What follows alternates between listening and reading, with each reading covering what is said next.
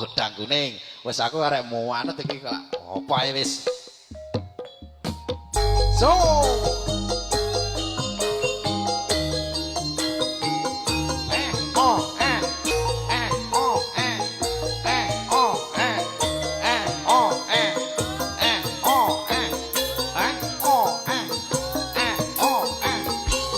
Enak tadi. Masih bersama Wahyu Buana campur sate wong begawe yo. Esok awan ning omah wis ora krasa